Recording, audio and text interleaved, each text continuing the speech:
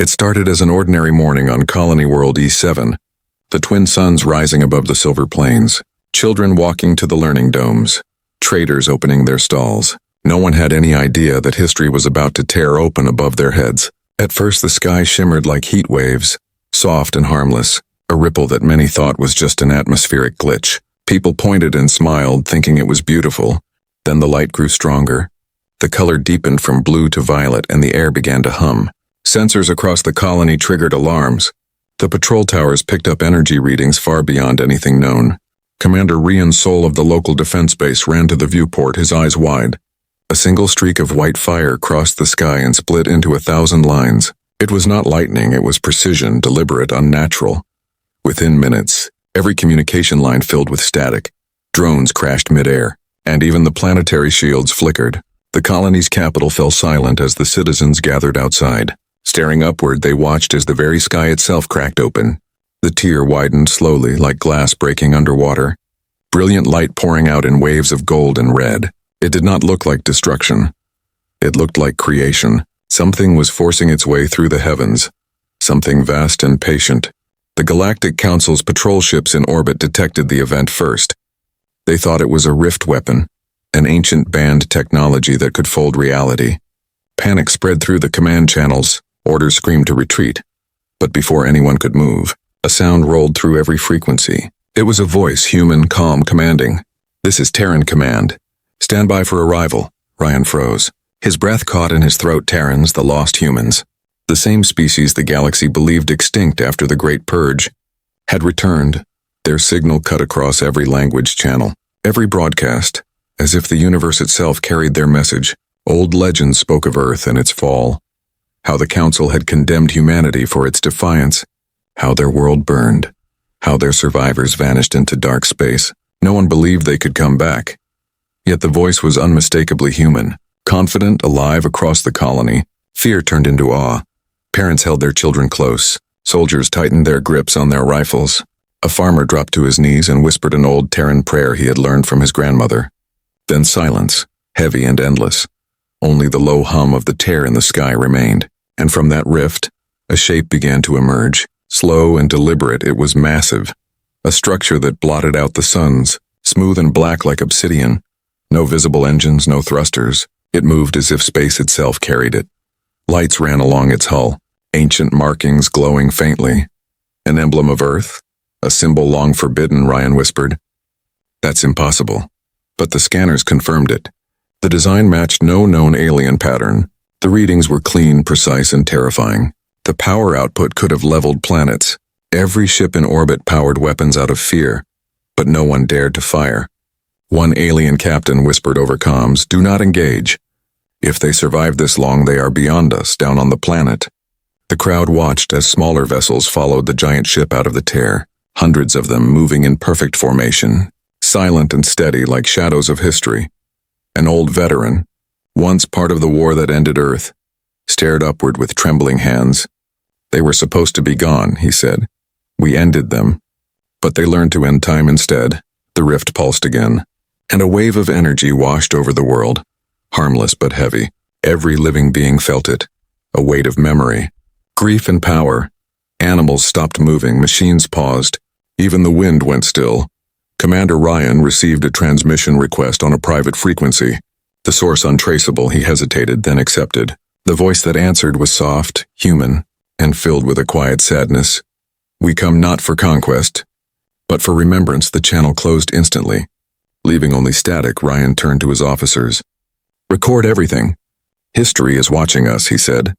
But his hands shook as he did. Above them, the tier stabilized into a luminous ring, like a gateway between realities. Through it, stars could be seen that did not belong to this galaxy. Darker, older, and more dangerous, the humans had hidden in that darkness, building in silence unseen for centuries.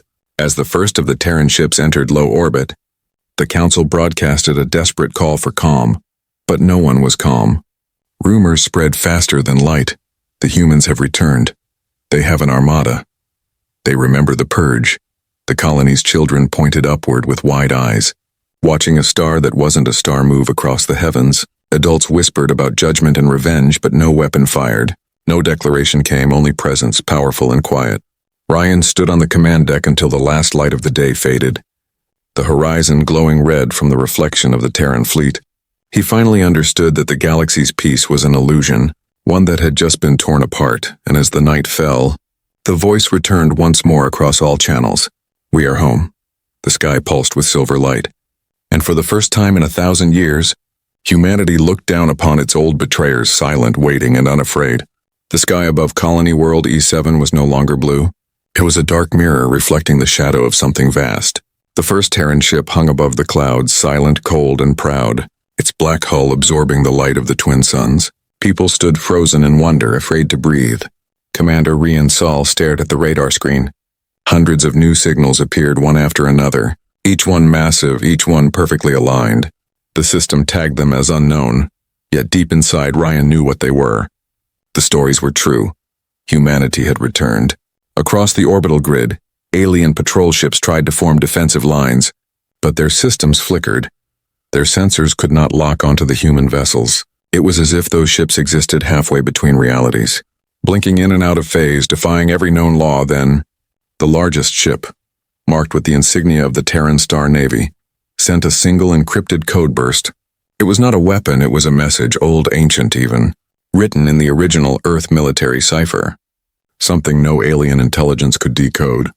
Inside the Terran flagship TSS Revenant, Admiral Saren Hale stood before a massive viewport, her silver eyes reflecting the glow of the tear still burning in the sky. She was tall, calm, a figure of quiet strength around her. Officers moved with precision, no panic, only purpose. They had trained for this moment for generations. In silence, hidden beyond time, they had built in the void between universes, waiting for the day the galaxy would remember what it had done. Hale's voice broke the silence, steady and low. "Fleet status report. Revenant at full power," said Captain Darren Vex. "All shadow reactors stable, dimensional anchors locked. The fleet stands ready." He paused, glancing at the Admiral. "No hostile actions yet. Council patrols are holding distance." "Good," Hale replied. They should be afraid. On the colony below, fear was turning into confusion. Some believed the humans came for vengeance. Others whispered they came to save them. News networks tried to broadcast, but signals jammed. Drones failed. Only one image looped across every screen. The dark Terran fleet drifting like an ocean of ghosts. In the Galactic Council's emergency hall, chaos reigned. Alien diplomats shouted accusations. Some demanded an immediate strike, others urged surrender. Old arguments resurfaced. The purge, the exile, the forbidden experiments that destroyed Earth's surface. High Chancellor Vortak pounded his clawed hand on the table. "We finished them millennia ago," he hissed. "This cannot be real." But the live feed above him showed the impossible truth. Hundreds of Terran ships, sleek, silent, unapproachable. A young aide whispered, "Sir, they are broadcasting no weapon signatures, but energy readings are off the scale. They could erase this world with a single pulse." Back aboard the Revenant, the command deck was silent except for the hum of quantum drives.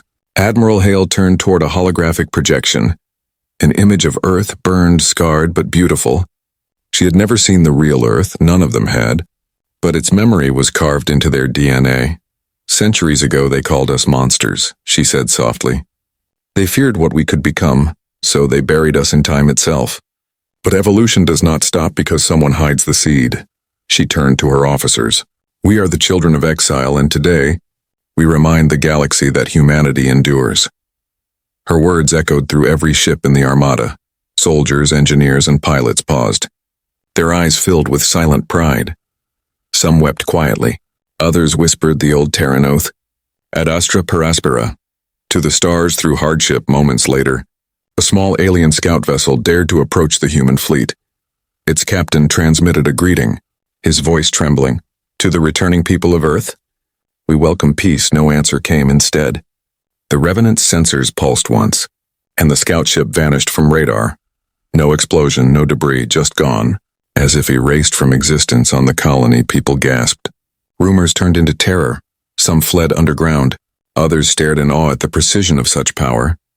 But the Terran fleet did not move. It simply drifted, watching, waiting. Then the sky tore open again, revealing a colossal shadow behind the fleet, a structure even larger than the Revenant. Its hull shaped like a crescent moon, ancient Earth runes glowing along its edge. This was the Archive, the living memory of humanity. Inside that ship, billions of recorded minds slept.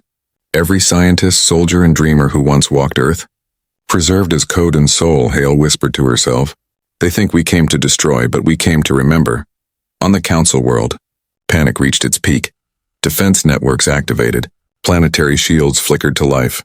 Fleets mobilized across every sector. The official statement declared humanity a potential threat of extinction level. But in truth, the galaxy had already lost control. Rumors spread faster than commands on frontier worlds. Alien citizens looked at the human fleet and felt something new. Hope, the kind that only comes when an empire's fear begins to crack. As the suns dipped below the horizon, the Terran fleet turned slowly toward the galactic core. The Revenant's engines glowed faintly. Hale gave a single order, calm and final: initiate Phase 2. The Council must remember its crimes in orbit. The Terran ships began to move in perfect formation, forming a vast ring, light rippling across their hulls, energy rising until even space seemed to tremble. Commander Ryan watched from below, his voice shaking as he whispered, "They're not attacking. They're awakening something," and above him, the sky flickered once more, as if reality itself bowed to the will of humanity. Panic spread through the stars like fire. Every communication relay from the outer systems carried the same terrifying message. They have returned. Worlds that had not spoken Earth's name in 1,000 years now whispered it with fear. Inside the Galactic Council chamber, light from the holoscreens bathed the alien faces in cold blue. Representatives from 50 races shouted across the hall, their voices blending into chaos. "It's a weapon test," one yelled. "It's revenge," cried another. Yet deep in every heart sat the same unspoken truth. This was justice long delayed. High Chancellor Vortak stood at the central podium, his scales trembling as he tried to appear calm. "We will open a dialogue," he said, his voice heavy. They must understand peace, but his words fell flat. The room was filled with ghosts of guilt. Every elder knew what the Council had done to Earth, and what it had hidden from history centuries ago. The Council had declared humanity too dangerous to exist, too unpredictable, too independent. When humanity refused to surrender its technology and identity, the Council unleashed the purge, billions perished, and the survivors were trapped beyond the veil of time, in an artificial prison called the Fold. The event was erased from all archives, replaced by a lie. The humans destroyed themselves now. The lie was breaking. A communication officer rushed into the chamber, panting, "Priority transmission from the Terran flagship." "Sir?" Vortak gestured sharply. "Put it through." The lights dimmed and the hologram flickered to life. Admiral Saren Hale appeared, her uniform dark as shadow, her expression calm and timeless. Her voice echoed through the chamber, clear and human. "To the Council of Worlds," she said, "you erased our past, but you did not erase our memory." Every representative fell silent. "You burned our home. Yet from its ashes we built worlds you cannot comprehend." Vortak tried to interrupt. "Admiral, But she continued, her gaze cutting through the room like a blade. "You called us extinct, but extinction is mercy. You gave us punishment." Then she paused, and her final words struck like thunder. "We have come not for war, but for truth. And truth demands its due." The hologram blinked out, leaving only silence in the shadows of the hall. A young ambassador from the Lorraine species whispered, "They don't want peace or revenge, they want us to remember what we became." Across the galaxy, the human fleet remained motionless, yet every planet could feel its presence. Orbital sensors recorded energy readings rising beyond measurable limits. Entire systems trembled, no attacks, no invasions, only unbearable tension on Colony World E7. Commander Rian Sol watched the holographic feeds, his heart heavy with awe. The humans had done nothing violent, yet every alien fleet retreated. Every governor panicked. "They are winning without firing," he said softly. "They're making the galaxy see itself." Meanwhile, deep within the Revenant, the command deck glowed with soft amber light. Admiral Hale stood beside a digital projection of Earth, scarred, silent and surrounded by golden data streams. Her science officer, Lieutenant Marin, spoke quietly. "Admiral, the Council's archives are falling apart. They are trying to erase the past again." Hale smiled faintly. "Then we make sure history cannot be rewritten." She raised her hand, and a cascade of encrypted signals spread across the galaxy. Within seconds, every major news channel, every public archive, every personal network began receiving forbidden data. Videos, documents, testimonies, evidence of the purge, the truth that had been buried for 1,000 years. People gasped as they watched. Planets fell silent. Soldiers dropped their weapons. Billions saw what the Council had done. Cities burned, humans fleeing into the fold, and the last broadcast from Earth. A mother holding her child, whispering, "Remember us," before the sky turned white. Within hours, protests erupted on Council worlds. Citizens demanded answers, demanded justice. Some alien soldiers refused orders. Others turned on their commanders. Chaos spread like a tidal wave. The empire that had ruled for millennia began to crack. Back in the Council chamber, Vortek's composure shattered. "They are destabilizing everything," he roared. "Cut off their transmissions." But the systems were already lost. The data kept replicating, growing, multiplying through every relay, unstoppable. Admiral Hale watched from the Revenant, her eyes cold and focused. "Truth is a weapon more powerful than any fleet," she said, "and we forged it in silence." Then a sudden surge flashed across the sensors. Lieutenant Marin looked up, alarmed. "Admiral, there's another energy spike from the rift." The bridge lights dimmed as the tear in the sky brightened again, swirling like a living storm. "What is it?" Hale asked. "Something massive is forming," Marin replied. "We're reading a structure. No, a planet-sized object coming through." All across the galaxy, sensors went wild. Communication froze. Every observer watched the impossible unfold. The rift expanded beyond the atmosphere, revealing a dark sphere of light and metal, pulsing with human design. Commander Rian stared at the sky, his voice a whisper. They hid an entire world in the fold. The Council fleets tried to reposition, but their systems glitched again. Every weapon locked by unknown interference. The human fleet remained unmoving, like guardians welcoming something sacred. As the object emerged fully from the rift, light cascaded across the galaxy, illuminating every world in pale silver, and a single Terran message spread across every channel once more. Phase 3 initiated. Remember Earth, the Council's fear turned to silence, and the universe held its breath, for whatever was coming next would change everything. The light from the rift stretched across the sky like dawn breaking on a new world. But this was no sunrise, it was a revelation. The colossal sphere that emerged from the fold was larger than any known world. Half machine, half living planet. A fusion of nature and technology that pulsed with the rhythm of a heart. Every scanner in the galaxy screamed, yet no one could comprehend what they were seeing. On the surface of the metallic world, mountains moved, oceans shimmered like liquid glass, entire cities glowed beneath translucent domes. Humanity had built a world of its own. New Earth, a home forged from exile inside the Revenant. Admiral Saren Hale stood before the viewing deck, her expression unreadable. "So it lives," she whispered.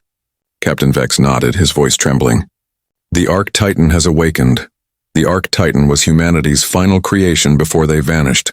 A living world designed to carry every fragment of their knowledge, every genome, every dream. The galaxy had thought it was myth, but now it filled the heavens, rotating slowly, its rings humming with ancient power. On the surface of Colony E7, millions watched in awe.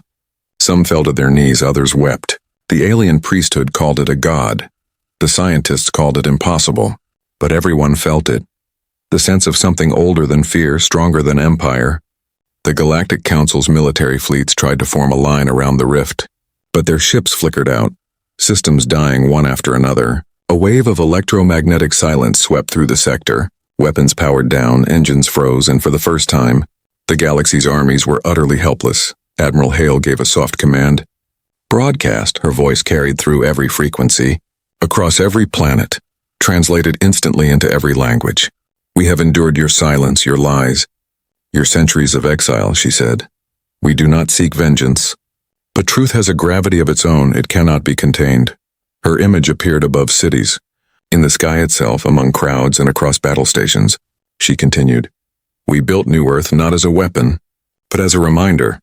A world that remembers every life you erased, every world you silenced, and every name you buried." A hush fell over the galaxy. Citizens from 1,000 species listened, their hearts heavy with guilt and wonder. Hale's voice was not filled with anger. It was filled with purpose. "You feared humanity's strength because it was born from empathy. You feared our unity because it was born from pain. But your fear ends today." Then she turned to her bridge crew. Activate the resonance pulse. From New Earth's surface, light burst outward in slow motion, a soft blue wave that rippled through the void. It was not a weapon. It was a transmission of energy, pure, harmonic, and overwhelming as it passed through alien ships. Their systems rebooted, not destroyed but cleansed. Their weapons reprogrammed. Their control returned to their captains. Yet something inside their systems changed. Every database across the galaxy was rewritten. Every record that once erased humanity was restored. Every lie was undone, the truth carved into the code of civilization itself. High Chancellor Vortak fell to his knees in the council chamber, his monitors flashing one phrase again and again. Earth endures, he whispered in disbelief. They've rewritten our history. On hundreds of worlds, alien citizens stared at new archives appearing before their eyes, showing the purge, the burning of Earth, the screams of humans pleading for mercy, and the cold silence of those who watched. There was no longer any way to deny it. Humanity had become the galaxy's conscience. Commander Rian Sol watched from his command deck, tears forming as he saw human symbols glowing across the sky. They're not destroying, he murmured, they're healing, and yet, not everyone accepted peace. A rogue council fleet, hidden deep within the shadows of a gas giant, attempted to launch a missile barrage toward New Earth. Thousands of plasma warheads streaked across the void, bright as dying stars, but before they could reach the target, the space around them folded. Time bent like fabric, and in an instant, the missiles froze mid-flight, their engines dying, their energy dissolving into harmless starlight. A calm voice spoke through their channels, the same voice that had haunted the galaxy since the sky first tore open. "We gave you a chance to remember," Admiral Hale said. "Do not make us remind you again." The rogue fleet powered down instantly, their commanders surrendering without a word. The Terran armada never fired a single shot, yet no one in the galaxy dared to move against them again. As the energy pulse faded, the rift began to close slowly, folding into itself like a wound healing. New Earth's lights dimmed to a gentle blue, its orbit stabilizing beside the colony it had chosen as its first witness. Hale turned to her officers. "Stand down, battle protocol," she said softly. "Let them see that power does not always destroy. Sometimes it restores." The bridge crew nodded silently, and through the silence of space, humanity's fleet hovered like sentinels of a new age, their presence not of conquest but of reckoning. And far below, on a quiet hill overlooking the colony city, a small girl looked up at the sky and whispered, "Mom, they came home." Her mother held her hand and nodded. "Yes, child. They came home to remind the stars what it means to be human." The night that followed was the brightest the galaxy had ever known. The rift shimmered one last time before closing, its fading light painting the stars in silver. But something still glowed within, a heartbeat of power that refused to die. Everyone thought it was over, that the humans had shown mercy and withdrawn, but the galaxy was about to witness the final revelation. From the depths of the fading light, a new presence began to emerge, not a ship, not a station, but a planet, small at first, dark and cracked, spinning slowly. Every scanner identified it instantly, its signature older than any civilization still breathing. It was Earth, the real Earth. Gasps filled the control rooms across the stars. Commanders leaned over their consoles in disbelief. "Impossible," they whispered. Earth was destroyed. But there it was, rising through the void like a ghost that had forgiven time itself. The blue oceans had returned, continents reformed, clouds spiraled gently, and from its core came a soft golden light. On the Revenant's bridge, Admiral Saren Hale stood perfectly still, her reflection glowing in the glass as Earth filled the horizon. Tears touched her eyes, though her voice remained steady. "Project Genesis. Completed?" she said. New Earth, the living world humanity had built, began transmitting streams of energy toward the resurrected planet. Oceans formed, forests grew in minutes, mountains rose like breathing giants within hours. The homeworld that had once burned was alive again, stronger and purer than ever before. The galaxy fell silent, entire worlds watched in awe. Even the council stopped transmitting, as if history itself refused to interrupt what it had erased. Commander Rian Sol whispered, "They brought their world back." And then, for the first time in recorded history, Earth spoke. Every communication device across the galaxy flickered to life. The same voice that had declared humanity's return now echoed everywhere. Calm, steady, filled with the weight of ages. "We were born from soil and fire, and to soil and fire we returned. But from ashes we rise again," the voice continued. We do not come to rule, we come to remind. Every life is a thread in the web of creation. And when one thread is cut, the pattern breaks. Admiral Hale's image appeared beside the rising earth, her presence both human and mythic. For centuries you called us extinct. You wrote us out of your history, but we were never gone. We became the storm that rebuilds, the silence that remembers, the flame that never dies. Across the galaxy, worlds began to stir. Old alliances dissolved, new hope was born. Civilizations once built on control now questioned everything. People began to speak of balance, of forgiveness, of the cost of silence. On the Council homeworld, High Chancellor Vortak watched the transmissions with shaking hands. "They've undone everything we built," he said. But another voice beside him whispered, "No, Chancellor. They've shown us what we destroyed. The humans did not demand surrender. They did not occupy. They simply released their message into the stars, a code embedded into light, a truth that could never again be deleted. Every race that received it saw their reflection within it, their mistakes, their pride, and the strength they had tried to erase. In the colonies that once served under Council rule, revolutions began without weapons, leaders resigned, flags changed, temples were built in silence, not to worship the humans, but to honor the idea that even the smallest world can rise again. Back aboard the Revenant, Captain Vex turned to Hale, his voice filled with awe. "You've done it, Admiral." The galaxy listens, but Hale only smiled faintly. Listening is not enough. They must choose what comes next. She looked toward Earth, glowing like a living jewel against the blackness. The galaxy has been ruled by fear too long. Now let it be ruled by memory. Then she gave her final order. Quiet but absolute. Deactivate fleet control. Stand down all armaments, initiate silent orbit. The Terran armada powered down one by one, their lights dimming, their engines going cold. No ships moved, no weapons shone. They became silent guardians above the reborn Earth, drifting like sentinels watching over the dawn down below on Colony World E7. The people gathered on the plains to watch the spectacle.